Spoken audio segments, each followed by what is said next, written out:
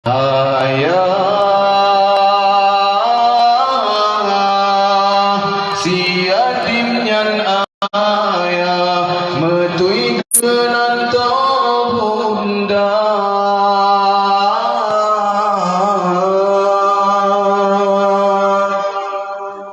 saudara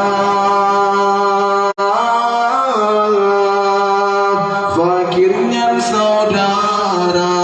miskinnya keluarga